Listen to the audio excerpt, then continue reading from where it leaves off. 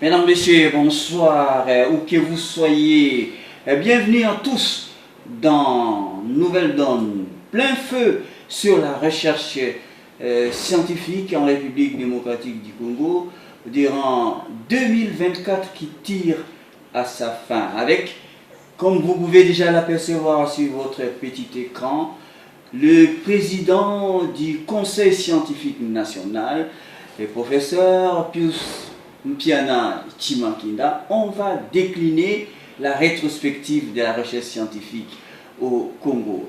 Alors sans tarder, monsieur le président, professeur Pius Mpiana, bonsoir. Bonsoir. Et merci d'être venu nous voir ce soir en plateau des Nouvelles Donnes.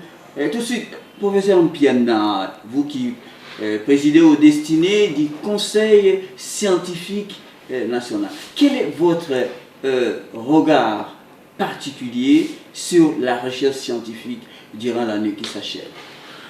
Merci beaucoup de m'avoir invité dans votre émission. Je voudrais d'abord rappeler que le Conseil scientifique national est l'organe de contrôle et de gestion des centres de recherche en RDC. Nous contrôlons, nous coordonnons les travaux de tous les centres de recherche en RDC. Combien y en a-t-il? Nous avons 27 centres publics. Et bon, il y a beaucoup de centres privés, mais nous nous intéressons plus aux centres publics. Et en principe, même tous les centres de recherche qui sont dans les universités devraient être coordonnés par les conseils scientifiques nationaux. C'est en voie, on va aller dans cette direction parce qu'on devons savoir quel est le nombre de tous les centres de recherche qui sont dans les universités. Alors, maintenant, si on... Oui. Comment ça se passe cette coordination des 27 centres publics?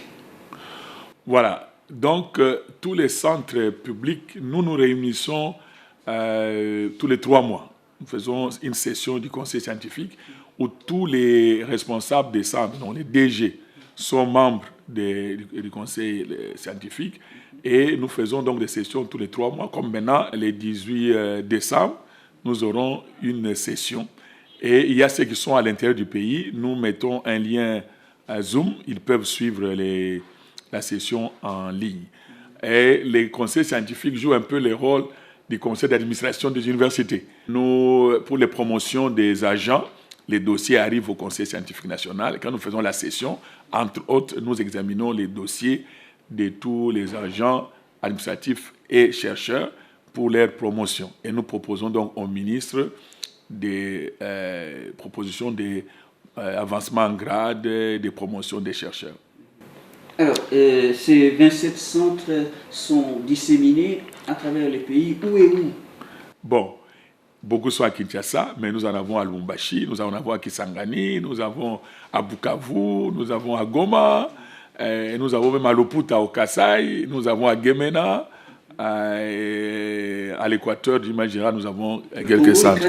Oui, nous avons presque tous les Congos. Et vous avez par exemple des centres comme l'INERA, qui a plusieurs centres disséminés à travers le pays. Donc il y a des centres qui ont aussi d'autres succursales dans différentes provinces. Bon, les notoriétés publiques, nous savons que la recherche scientifique est multidisciplinaire. Qu'est-ce à dire, Président Mpiana? Vous savez que pour résoudre les problèmes de la vie, il y a plusieurs disciplines qui doivent intervenir. Donc, l'approche doit être holistique. Et les sciences humaines interviennent, l'anthropologie, les droits, les lettres, mais vous revenez aussi côté des sciences naturelles, où vous avez la chimie, la biologie, la physique, tout ce qui... En réalité, pour résoudre les problèmes de la société, il faut qu'il y ait une approche interdisciplinaire. C'est-à-dire plusieurs disciplines. On doit par exemple parler de la santé. Il faut du domaine de la santé. Mais la santé aujourd'hui ne se gère pas par les médecins seulement. Il y a l'approche, par exemple, santé publique, où vous avez toutes les autres disciplines. Quand on doit, par exemple, avoir l'eau potable, il faut que les ingénieurs interviennent, et ainsi de suite. Donc, ce qui fait que dans la recherche, on doit faire intervenir toutes les disciplines. L'essentiel ou l'objectif est qu'on puisse résoudre les problèmes de la société qui sont complexes. Voilà, c'est un peu cela. Mais j'ai l'impression que je n'ai pas répondu à votre question principale. Vous avez dit... Vous avez dit que l'année 2024, donc si on doit faire un peu une rétrospective, je crois qu'on peut se focaliser sur l'activité principale du ministère de la Recherche scientifique, qui a été le forum du génie scientifique national, qui s'est passé au mois d'août, qui a été ouvert par Madame la Première ministre, chef du gouvernement, et qui a été clôturé par le président de la République lui-même. Avant d'arriver à ça, avant d'arriver au forum, en quoi consiste la recherche scientifique en tant que telle? Oui, normalement. Elle est la même dans toutes les disciplines scientifiques? Les règles de base sont les mêmes. Quand on fait la recherche scientifique, la méthodologie, donc, est la même, que ce soit du côté des sciences humaines ou sciences naturelles. Vous avez des méthodes parce qu'il faut suivre une certaine méthodologie pour arriver au résultat. Vous avez un problème qui se pose, vous avez donc un objectif que vous devez poursuivre, vous devez avoir une méthodologie pour suivre cet objectif, afin que vous avez les résultats. Les résultats que vous obtenez doivent être conformes aux règles rationnelles, pour un peu différencier de ce qui est irrationnel. Et donc la recherche scientifique, c'est ça, c'est une recherche méthodologique pour résoudre les problèmes de la société, s'il faut aller dans ce sens. Alors, les universités, vous savez qu'ils ont 3 missions. Aujourd'hui, dans notre pays, avant c'était l'enseignement d'abord, mais maintenant on parle de la recherche scientifique d'abord. Et parce que, normalement, à l'université, l'enseignement doit être nourri ou bien doit tirer sa substance, la recherche scientifique. Et puis, donc, recherche scientifique, enseignement, et vous avez les services à la société. En réalité, nous tous, la recherche scientifique qui se fait au ministère de la Recherche scientifique ou celle qui se fait à l'enseignement supérieur, l'objectif, c'est de résoudre les problèmes de la société, les problèmes qui se posent. Et les problèmes se posent dans tous les domaines. Quels sont ces problèmes qui se posent dans tous les domaines? Voilà, quand vous mettez l'homme congolais au cœur de l'action, voilà, de la recherche scientifique.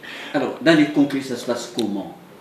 Voilà, donc, il y a des besoins essentiels de l'homme. L'un des besoins essentiels, c'est la santé. Parce qu'on parle de la santé, santé prime surtout.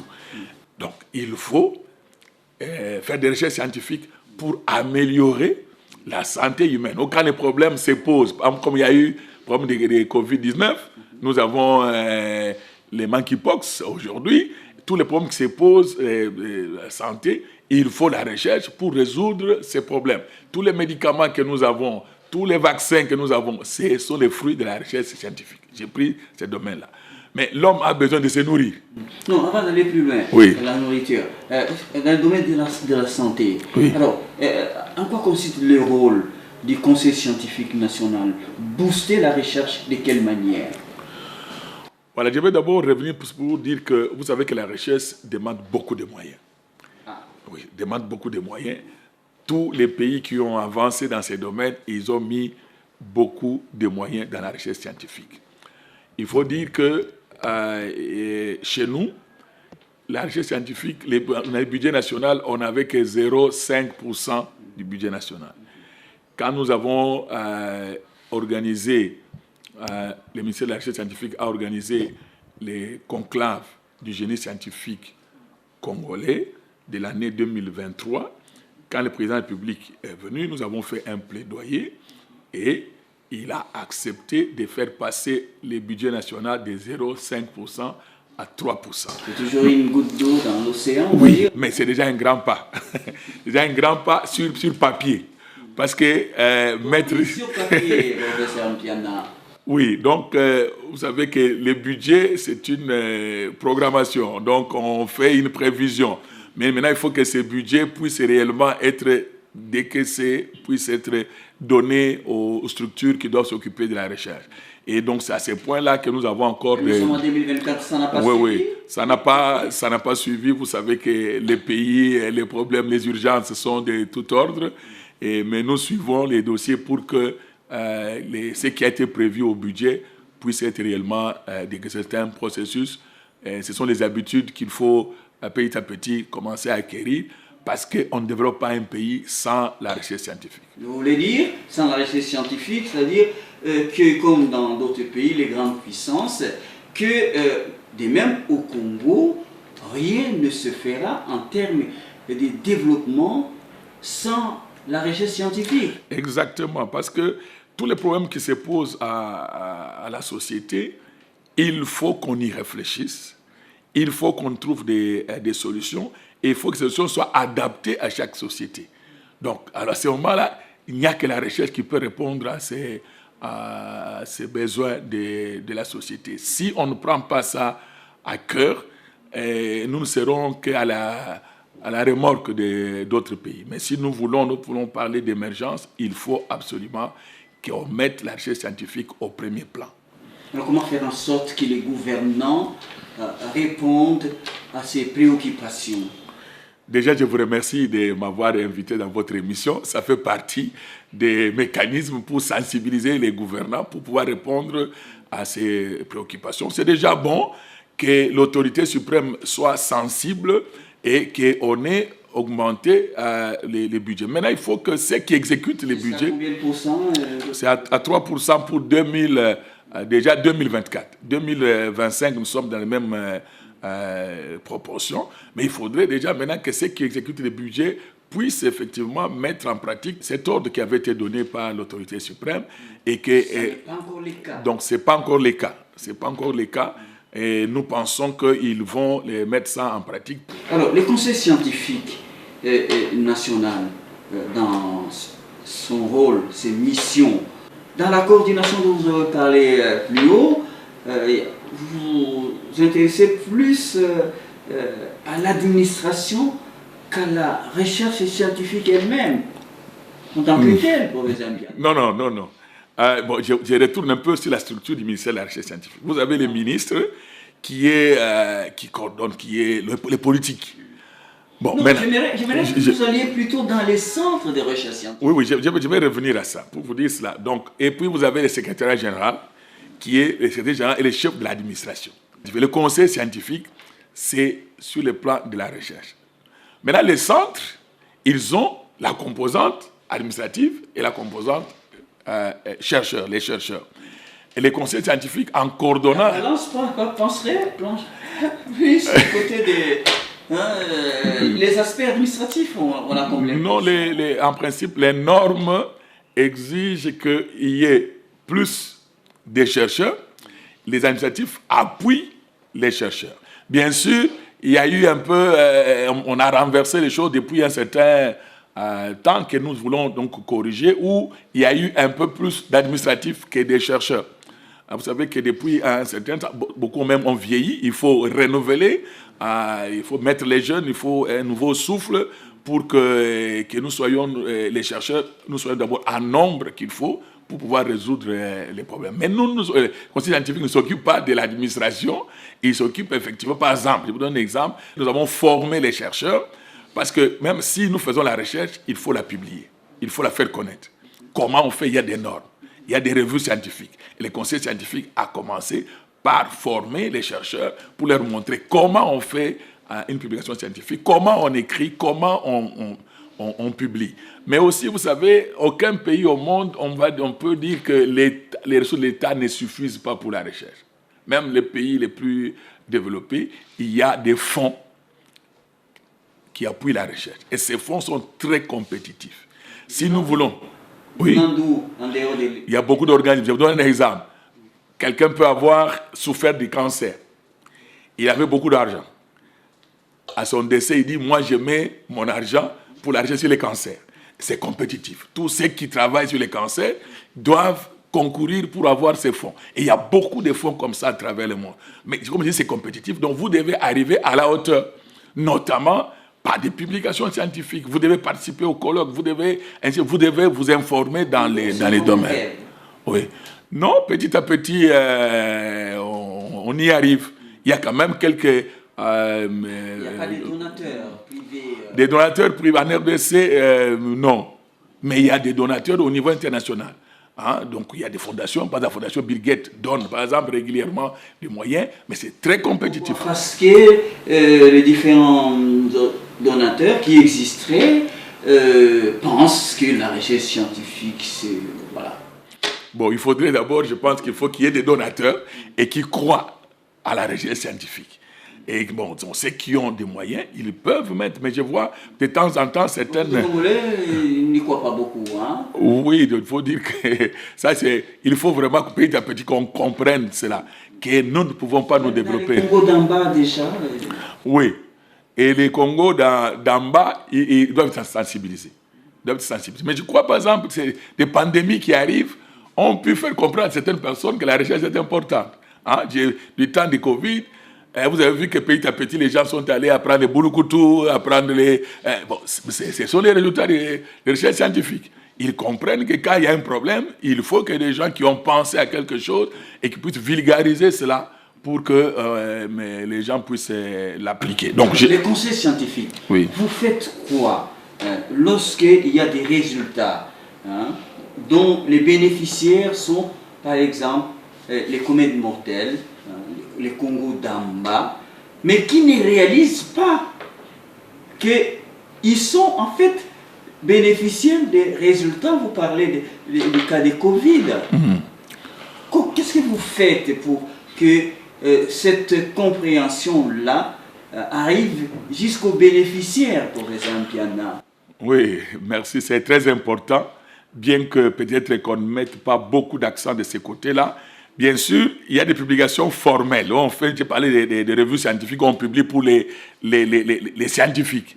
Mais il faut aller... Oui. Trop technique, oui. trop pédant. Oui. J'en arrive. Je prends l'exemple de Covid.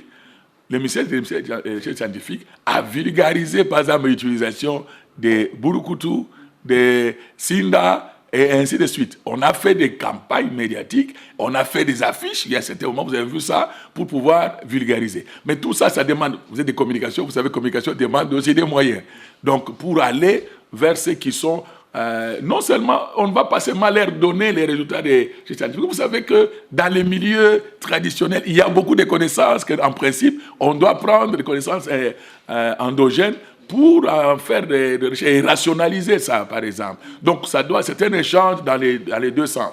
Ce qui a été prouvé au labo doit être communiqué à la population, mais on doit prendre aussi les idées qui sont de la population pour les rationaliser. Par exemple, dans le domaine de médecine traditionnelle, vous connaissez, nos grands-pères pouvaient utiliser telle plante, mais il faut que les scientifiques prennent ces plantes, qu'ils voient la dose qu'il faut, qu'ils voient qu'il n'y a pas de toxicité, et puis qu'ils puissent retourner à cette population pour leur dire, voilà cette plante, elle peut soigner, mais attention, ne dépassez pas telle dose, n'utilisez pas les vins de palme, utilisez plutôt l'eau, n'exposez pas au soleil parce qu'il y a des substances qui peuvent être détruites. Par exemple, c'est ce qui doit se faire. Et ça, c'est la recherche scientifique.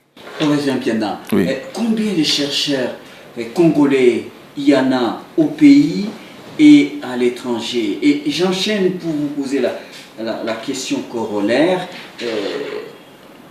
Est-ce qu'on est chercheur, puisque vous avez parlé de formation, ou on devient chercheur après une formation? On devient chercheur. Mais on peut être né génie. Donc il y a des génies. Il y a déjà des jeunes... on n'est pas chercheur. On n'est pas chercheur. Voilà. Donc, les chercheurs, il faut suivre quand même certaines règles, il faut suivre certaines formations. C'est pourquoi, même ceux qui ont terminé l'université, il faut quand même leur montrer comment on fait, quelle est la méthodologie qu'il faut suivre. Et quand on a trouvé quelque chose, comment faire connaître ce qu'on a trouvé. Et comment on les publie, comment on fait accepter ce qu'on a trouvé. Donc, tout ça, ça demande la formation. Et l'université... est assurée par les conseils scientifiques? Non, d'abord... L'université forme. Quand les gens sortent avec les minimums qu'ils ont, normalement, nous devons former ces gens-là. Comment on fait? sur le terrain. Et le conseil scientifique a commencé avec les chercheurs des centres de recherche. Nous avons, moi-même, j'ai circulé un peu à Lubumbashi, j'étais à Kisangani, et ainsi de suite, pour former les chercheurs. Sur votre casquette de président du Conseil national? Oui, c'est ma casquette de président du Conseil scientifique. Mais quand je pars... Professeur qui va... Oui, quand je pars comme professeur, parce que comme je viens de vous dire ici, que le Conseil scientifique n'a pas les moyens qu'il devait avoir, mais vous savez, ce sont les hommes qui créent les moyens. Si on attend seulement les moyens, donc, alors moi, je profite parfois quand je vais, par exemple, enseigner. Je suis allé enseigner à Lubumbashi et j'ai réuni tous les chercheurs des centres de recherche de Lubumbashi et d'autres chercheurs d'université pour donner le minimum de l'expérience que moi, j'ai pu accumuler. Il faut dire que moi, je suis chercheur. Si vous regardez sur Google Scholar, tapez mon nom, Piana Chimankinda, vous allez voir, il y a même un classement qui est fait. Donc, j'ai fait la recherche. Alors, votre casting à la tête du Conseil scientifique national, parce que vous êtes d'abord chercheur, vous? Il faut dire que je me suis retrouvé d'abord là parce que je suis chercheur. Ce n'est pas par politique. Parce que je suis chercheur. Et à ce moment-là, ce que moi j'ai fait, je l'ai fait sans moyens.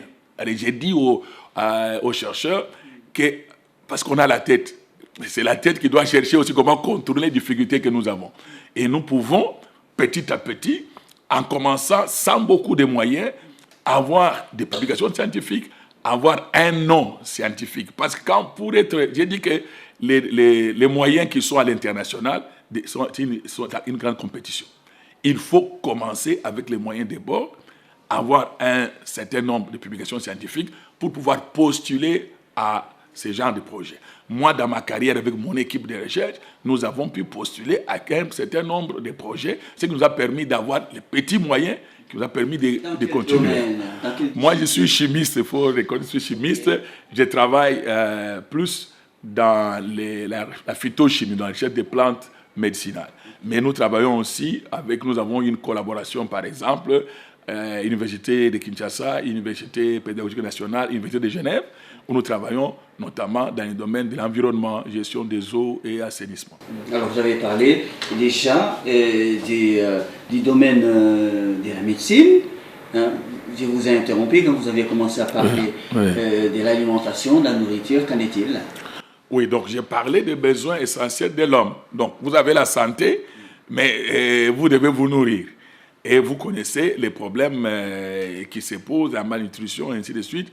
Donc, il faut développer l'agriculture, il faut avoir les moyens de pouvoir gérer ce qui est produit. Donc, les centres de recherche vont, dont j'étais en train de parler des centres de recherche, les centres de recherche vont aussi dans ce sens. Vous avez par exemple l'INERA, hein, qui s'occupe de tout ce qui est amélioration côté agriculture, mais nous avons aussi des centres côté nutritionnel. Par exemple, à Gemena, nous avons un centre parce qu'il y avait un problème de malnutrition de ce côté-là, un centre qui a été créé pour améliorer la nutrition. Vous savez que dans nos villages, on peut avoir tout ce qui est nécessaire pour une bonne nutrition, mais c'est un tabou, par exemple.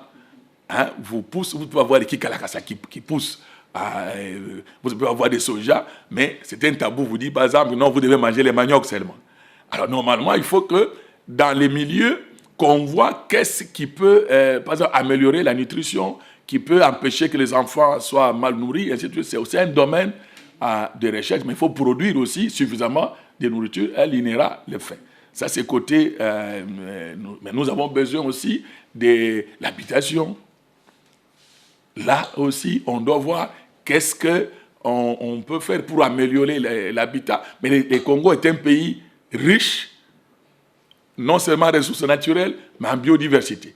Mais nos ressources naturelles, nous devons connaître où est-ce qu'il y en a, en quelle quantité, comment les reconnaître, comment les identifier. Nous avons par exemple les centres de recherche géologique et minière, le CERGEM, qui est un centre de l'État, qui avait fait la cartographie depuis très longtemps, cartographie minière.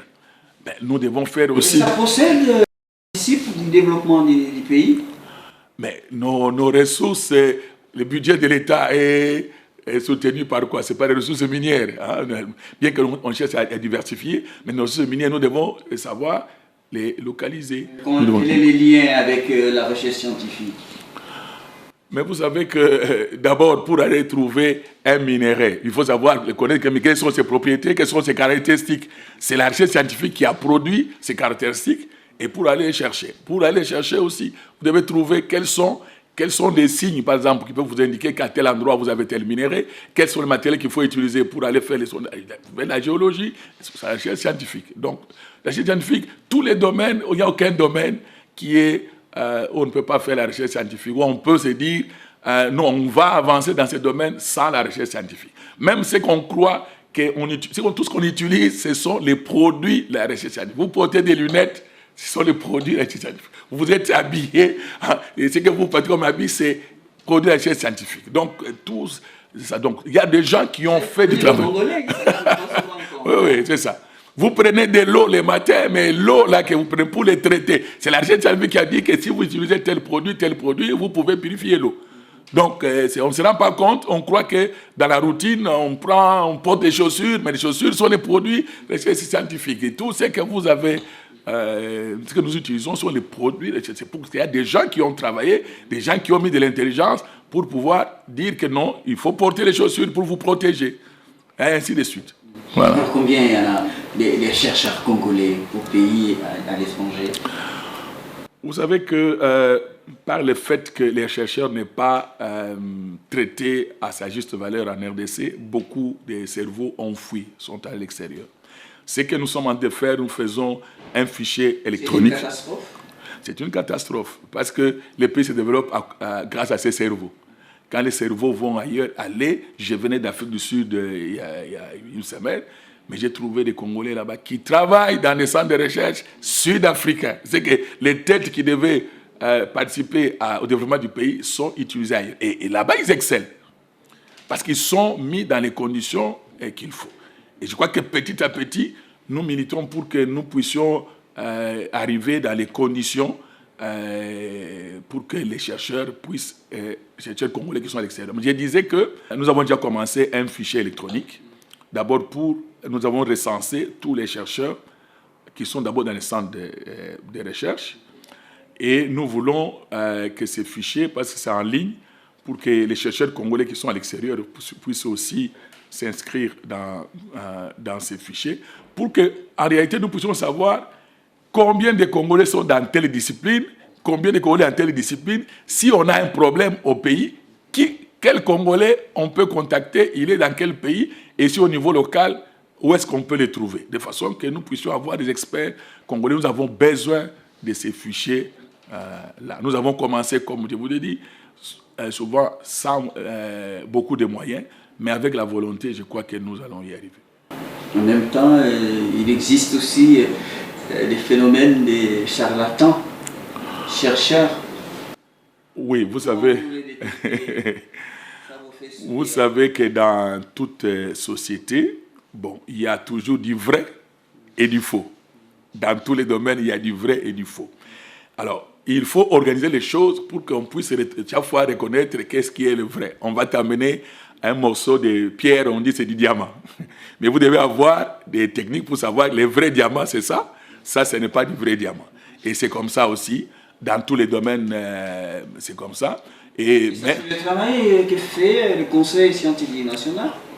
Oui, parce que normalement, comme j'ai dit, les chercheurs qui sont... Filtrage. Oui. Il faut d'abord des chercheurs qui ont la qualification qu'il faut. Mais attention, nous avons aussi des chercheurs, je parlais des génies, il y a des chercheurs indépendants, on n'a pas besoin de diplômes pour pouvoir créer. Et ces gens-là sont importants. Les génies sont importants parce qu'ils peuvent faire sortir des choses auxquelles même les gens qui ont des grands diplômes ne pensent pas. Il faut les utiliser. Et c'est comme ça que le ministère de la Recherche scientifique a commencé à organiser les concours pour détecter tous ces génies. Maintenant, ces génies doivent être accompagnés par ceux qui ont fait l'université, ceux qui ont la théorie, ceux qui permettent donc de théoriser ce que les génies ont trouvé, de façon à les rendre universels, les protéger d'abord, et puis les rendre universels. Parce que pour la science, en réalité, c'est pour résoudre des problèmes du monde. Voilà. Ok. Alors, cela m'amène à revenir avec vous sur la rétrospective de l'année 2024, la recherche scientifique, qu'en est-il? Voilà, il y a des avancées importantes.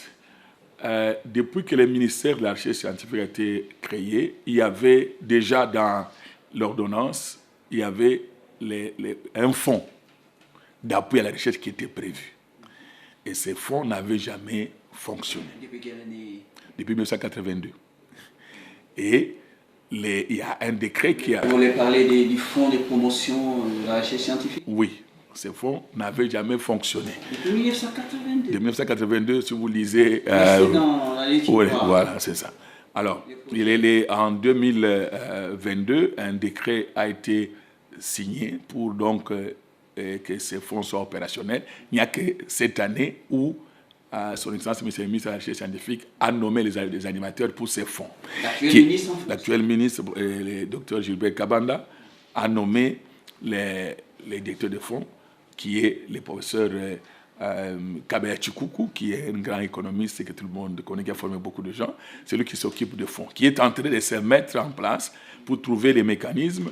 Avec ça, nous pouvons commencer à appuyer la recherche, parce que ces fonds manquent. Dans tous les pays, vous avez un fonds d'appui à la recherche, ce qui peut canaliser tout ce qu'il peut avoir comme moyens financiers pour pouvoir aussi, parce que nous avons des priorités. À partir de ces 3% du budget national? Vous avez, même si on avait 1%, si on le mettait réellement, on était réellement à la disposition de la recherche et qu'on choisissait des points ou des axes prioritaires, ça peut déjà faire. Alors, vous voulez dire, le professeur Nkiana, oui, que le fonds de promotion de la recherche scientifique est encore un vœu pieux? Non, je vous dire que les responsables ont été nommés. Il y a déjà un budget qui a été prévu pour... Ils sont en train de se mettre en place, parce qu'il faut mettre des structures en place. Il faut mettre... quand nous devons, par exemple, ils doivent financer des recherches, il faut pouvoir sélectionner, comme ça s'est fait ailleurs, et voir quelles sont les priorités. Donc, les fonds sont en train de se mettre en place cette année. Et il y a, en plus, un incubateur du génie scientifique congolais qui a été créé. Voilà. Un incubateur, c'est comme une couveuse. Voilà. Quand on prenait les œufs, avant que vous puissiez avoir les poussins, il faut les mettre dans une couveuse à une température donnée pour leur permettre d'avoir des poussins. Alors, quand quelqu'un a une idée, nous allons parler des génies par exemple, il a une idée, il faut qu'il passe quelque part pour faire mûrir son idée avant d'arriver par exemple à un produit qui peut être industrialisable. Et souvent ça manque. Cette partie-là, je peux avoir une idée, je suis capable de mettre en place une voiture électrique, mais il faut que tous les mécanismes, tous les tests puissent être faits avant que les produits puissent sortir, dire à l'industriel, voilà, vous pouvez utiliser. Et ça manque, cette étape-là, il faut qu'on puisse encadrer. J'ai dit ici, par exemple, les génies, quand il a une idée, il faut que les scientifiques puissent accompagner cette idée jusqu'à arriver à maturation. Et ça n'existait pas, au moins pour une structure de l'État. Ça n'existait pas. Il y a quelques privés qui ont créé des incubateurs. Souvent, vous savez que vous pouvez aller avec votre idée, si ce n'est pas protégé, il y a tout ça. Mais l'État, maintenant, a mis un incubateur où les innovations qui viennent, les recherches qui viennent, il faut d'abord les protéger, il faut les sécuriser, et puis maintenant... Selon les normes internationales, universelles? Oui.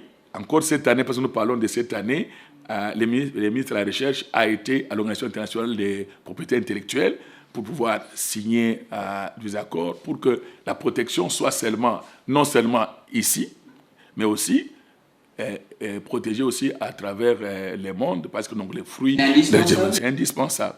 C'est indispensable parce que quand vous mettez au point une technique, elle ne sera pas utilisée seulement par les Congolais, il faut qu'elle soit utilisée aussi à l'extérieur du pays. Si vous voulez faire des bénéfices, de toute façon, le monde est devenu un village planétaire. Donc, ce que nous trouvons ici sera utile pour d'autres à travers le monde. Alors maintenant, il faut qu'on reconnaisse celui qui a fait cette innovation. Mais cette innovation, on doit pouvoir l'encadrer pour que ça arrive à maturité. Peut-être voir aussi ailleurs qu'est-ce qui a déjà été fait, qu'est-ce que nous avons, notre innovation, en quoi elle est différente des autres avant de les mettre sur le marché. Alors, ces deux structures, puisque pas de cette année ici, ont été mises en place. Et cette année, nous avons été à la deuxième session du Forum du génie scientifique congolais, où nous avons pris les Congolais qui ont découvert, qui ont trouvé quelque chose. Encore cette année, nous avons primé ceux qui avaient fait les conclaves du génie scientifique congolais 2023. Quelle était la motivation? D'abord, la reconnaissance. Bon, moi, je suis professeur d'université depuis 21 ans. Je n'ai jamais eu de médaille de mérite civique. Mon père, je voyais que tous les 10 ans, les 15 ans, il avait une médaille. Et il était fier de porter des médailles. Mais pour la première fois, nous avons donné des médailles aux chercheurs, aux innovateurs. C'est déjà, ne fût-ce que symboliquement, il peut se dire, mon pays m'a reconnu. Voilà, donc ce sont des choses que nous devons, en principe, encourager.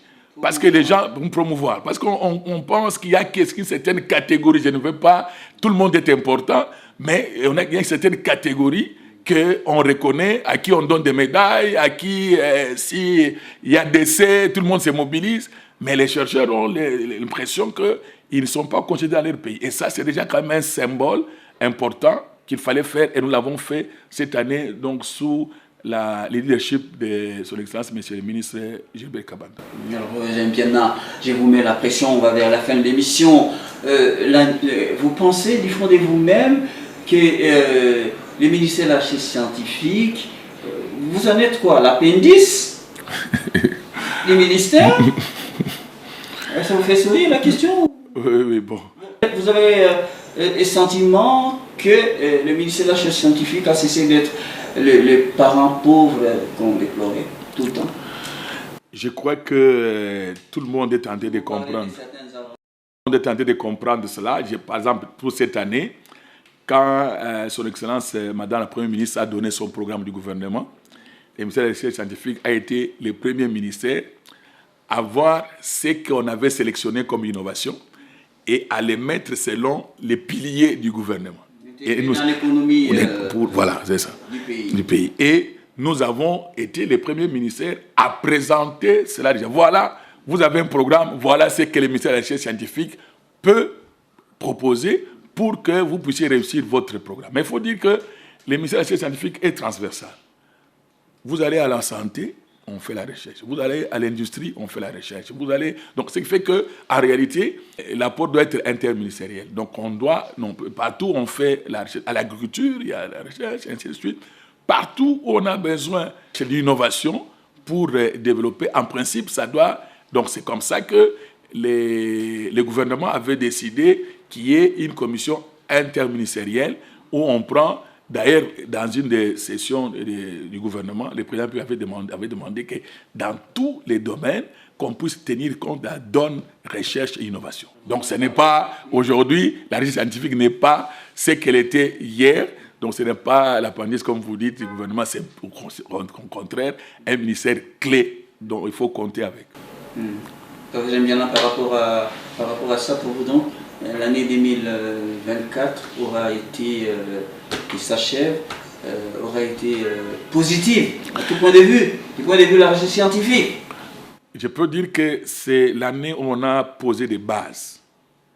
Nous avons posé les bases des structures qui peuvent permettre effectivement d'encadrer et de financer la recherche scientifique. Parce que même si on vous donnait des millions, si vous n'avez pas de structure pour organiser cela, vous ne saurez pas à qui donner. Parce que vous savez, la tendance, les gens peuvent croire que quand on a un tel montant, on se les distribue et au lieu de faire la recherche, celui-là achète une maison, celui-là achète une voiture, et ainsi de suite. Mais même s'il y a peu d'argent, si on les met réellement à la recherche va créer des richesses, va faire en sorte que, et peut-être qu'elle puisse s'auto-financer.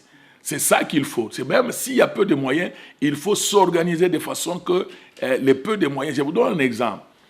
Nous sommes un grand pays. Moi, je suis chimiste. Le matériel des labos coûte énormément cher. Au lieu qu'il y ait le même matériel avec de Kinshasa, avec de Lubumbashi, avec de Kisangani, nous pouvons dire, nous faisons un seul labo où nous mettons le matériel de pointe.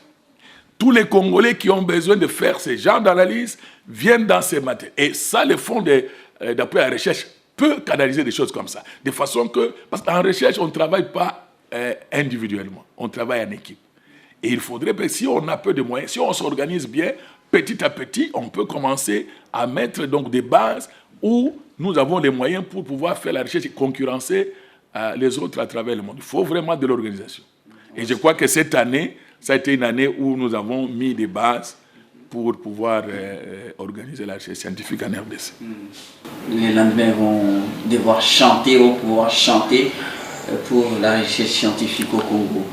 Moi, je suis optimiste. Je crois que nous n'avons que ce pays. Il faut que nous puissions, nous tous, mettre nos intelligences ensemble pour que ça puisse réellement décoller.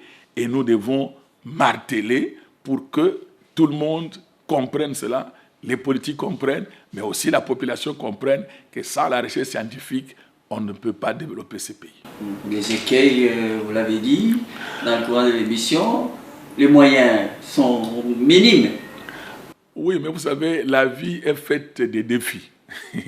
Il faut pouvoir affronter ces défis. Il faut continuer avec des émissions comme la vôtre. Donc, c'est pourquoi une fois de plus, je vous remercie, pour pouvoir parler à la population et aux autorités pour que nous tous, nous puissions comprendre que c'est pour l'intérêt de la nation que de soutenir la recherche scientifique. On termine avec la toute dernière question. Professeur Pius Mpiana, président du Conseil scientifique national, quels sont vos souhaits pour 2025 dans le domaine de la recherche scientifique? Pour 2025, je voudrais d'abord que le budget qui est alloué à la recherche scientifique arrive réellement dans les labos, dans les ateliers, pour que nous ayons des structures de base, nous ayons des matériaux de base pour pouvoir faire la recherche scientifique.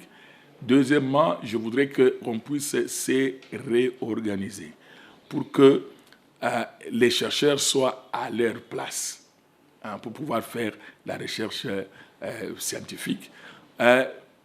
Troisièmement, je voudrais que la coordination puisse se faire convenablement. Vous savez, à l'enseignement supérieur et à la recherche scientifique, dans les centres de recherche scientifique, il y a des indépendants. Il faut que nous puissions avoir une synergie. Ceux qui travaillent dans un même domaine, qu'au lieu de commencer à les peu de moyens que nous avons, au lieu de les saupoudrer, que nous puissions les mettre ensemble et que nous puissions travailler dans des équipes de recherche. Et nous avons les plans nationaux et la recherche doit être aussi canalisée vers les priorités du gouvernement, qui sont aussi liées aux ODD, les objectifs de développement durable. Donc tout ça doit coller avec les objectifs généraux. Ça demande une organisation, une structuration. Voilà, merci à vous, professeur Pius Mpiana Chimankinda, président du Conseil scientifique national, d'être passé ce soir en plateau des Nouvelles Donnes. C'est moi qui vous remercie. Tout le plaisir sera pour moi de vous retrouver prochainement. Voilà, où que vous soyez à l'échelle nationale, à l'échelle planétaire, Nouvelle Donne est terminée ce soir sous la réalisation des Pierre Mondar et derrière la caméra également Ciel Nzanga qui m'ont aidé à réaliser cette édition de Nouvelle Donne qui se termine. À tous et à chacun, bonsoir.